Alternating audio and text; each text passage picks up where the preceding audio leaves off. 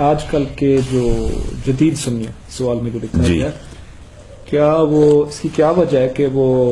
ائمہ اہل بیت جیسے حضرت امام جعفر صادق ہو یا امام باقر رضی اللہ تعالیٰ عنہما ان کو کیوں نظر انداز کرتے ہیں، جبکہ ان کا جو اگر ان کی ہمیں رائے مل جائے، کوئی روایت مل جائے تو منشا الہی کو پہچاننے کے لیے اس کا تو بہت بڑا کردار ہونا چاہیے، تو یہ کیا اس کی وجہ ہے؟ اصل قصہ یہ ہے کہ بحمد تعالیٰ جہاں تک ائمہ اہل بیت کا تعلق ہے وہ یوں سمجھیے کہ وہ شریعت کا محور ہیں، علم طریقت کے بھی منبع ہیں، علم طریقت کے بھی اور علم شریعت کے بھی منبع ہیں، تمام کے ڈانڈے وہاں جا کر ملتے ہیں۔ مثال کے طور پر آپ اس بات پر غور فرمائیں کہ جو علم کے ذرائع ہیں وہ چار ہیں، یعنی ائمہ مجتہدین حضرت امام اعظم حنیفہ رضی اللہ تعالیٰ عنہ، آپ براہ راست سیدنا حضرت امام جعفر صادق علیہ السلام کے شاگرد ہیں، آپ کے والد حضرت امام باقر کے شاگرد ہیں، متعدد ائمہ اہل بیت سے آپ نے اکتساب کیا، زیارت کی، لیکن بالخصوص آپ نے حضرت امام جعفر صادق رضی اللہ تعالیٰ عنہ کی بارگاہ میں رہ کر پڑھا، اور آپ خود فرماتے ہیں لولا سنتان لہلک النعمان، اگر میری زندگی میں مجھے 2 سال نہ ملتے تو نعمان ہلاک ہو جاتا۔ اور پھر حضرت امام مالک براہ راست حضرت امام جعفر صادق علیہ السلام کے شاگرد ہیں، پھر حضرت امام شافعی رضی اللہ تعالیٰ عنہ، آپ براہ راست حضرت امام ابو یوسف اور امام محمد کے شاگرد ہیں، اور وہ حضرت امام اعظم حنیفہ کے شاگرد ہیں، تو بالواسطہ وہ بھی حضرت امام جعفر صادق کے شاگرد ہوئے۔ پھر امام احمد بن حنبل ہیں، وہ حضرت امام شافعی کے شاگرد ہیں، تو یوں سمجھیے کہ سب سے سلسلہ تعلیم جا کر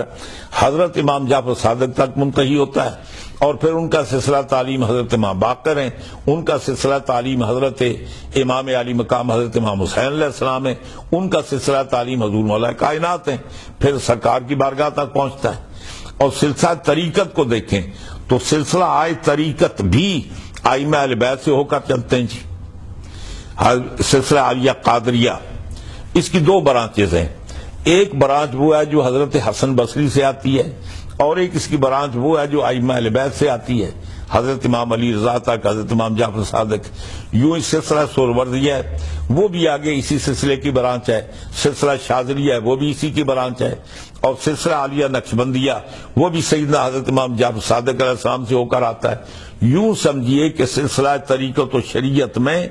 منبع کی حیثیت رکھتے ہیں ائمہ اہل بیت۔ موجودہ دور میں ہماری بدقسمتی یہ ہے کہ کبھی کبھی ایسے ہوتا ہے کہ ہمارے ہاں وہ پنجابی کا ایک محاورہ وہ کہتے ہیں جے پتر مردہ تو مرے نوں دا مان تے ٹوٹے نہ، یعنی بہو کے ساتھ دشمنی ہوتی ہے تو بہو کے ساتھ دشمنی وہ پورا کرنے کے لیے لوگ کہتے ہیں، بعض ایسی ناہنجار بھی ہوتے ہیں کہ بیٹا مرتا ہے تو مرے لیکن کم از کم میری جو بہو ہے اس کا مان ٹوٹنا چاہیے،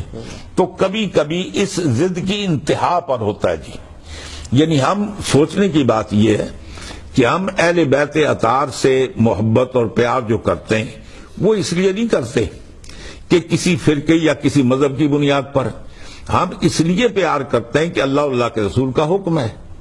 ہم صحابہ کرام سے پیار اس لیے نہیں کرتے کہ وہ خوارج نے ہمیں کہا ہے، ہمیں خارجیوں سے کیا تعلق ہے، کیا ہمارا تعلق اہل صحابہ کرام سے نہیں ہے؟ تو قصہ یہ ہے کہ موجودہ دور میں کچھ اس انتشار میں ہم پھنس گئے کہ ہم نے یہ فیصلہ کر لیا ہے کہ ائمہ اہل بیت اطہار کے ساتھ ہمارا تعلق ہی نہیں ہے، یہ صرف شیعوں کا تعلق ہے، وہ جانے اور اہل بیت جانے، اور صحابہ جانے اور ہم جانے، یہ ہم نے آپس میں تقسیم کر لی ہے، ہم نے اپنے ہر مرتبے تقسیم کر لی، مسجدیں تقسیم کر لی، ہر معاملے تقسیم کر لیے جی۔ تو اصل قصہ یہ ہے کہ ہماری بدقسمتی ہے، کوتاہ اندیشی ہے کہ ہم نے یہ تفریق پیدا کر دی ہے، ورنہ اہل بیت سے پیار کرنا یہ بھی منشا الہی ہے، اور صحابہ کرام کی عزت آبرو کرنا یہ بھی منشا الہی ہے۔ یہاں ضمن میں ایک بات آپ کو بتاتے چلوں، ہندوستان کے ایک بہت بڑے مورخ ہوئے علامہ شبلی نعمانی۔ شبلی نعمانی نے کافی کتابیں لکھی ہیں، حضور کی سیرت پر سیرت النبی کے نام سے کتاب لکھی، سیرت النعمان، حضرت امام اعظم حنیفہ رضی اللہ تعالیٰ عنہ کی سیرت میں لکھی، اسی طریقے سے اور بہت ساری کتابوں کے مصنف ہیں۔ علامہ شبلی نعمانی اپنے سیرت النعمان میں لکھتے ہوئے یہ بات لکھتے ہیں کہ حضرت امام اعظم وہ حضرت امام جعفر صادق کے شاگرد تھے، لیکن ابن تیمیہ نے اس کا انکار کیا ہے کہ حضرت امام اعظم حضرت امام جعفر صادق کے شاگرد نہیں ہو سکتے، اس لیے کہ دونوں معاصر ہیں، دونوں کی پیدائش 80 ہجری ہے، دونوں معاصر ہیں۔ تو یہ جچتا نہیں کہ ایک عام عمر اپنے عام عمر کے سامنے زانو ہوئے طلب مستحق کرے۔ تو یہ ابن تیمیہ نے انکار کیا۔ یہ کون لکھتا ہے؟ شبلی نعمانی۔ شبلی نعمانی لکھتا ہے کہ یہ ابن تیمیہ کی انتہائی گستاخی اور اس کی خیرہ چشمی ہے۔ امام اعظم ابو حنیفہ لاکھ امام سے ہی امام جعفر صادق وہ ہیں کہ جن کے گھر سے شریعت کے بھی سوتے پھوٹے اور طریقت کے بھی۔ سبحان اللہ۔ فرماتے ہیں کہ امام جعفر صادق وہ ہیں کہ جن کے گھر سے شریعت و طریقت کے منبع ہوتے، شریعت بھی ان کے گھر سے نکلی، طریقت بھی ان کے گھر سے۔ تو یہ بتاتے ہیں کہ امام ابو حنیفہ میں جعفر صادق میں یہ فرق ہے۔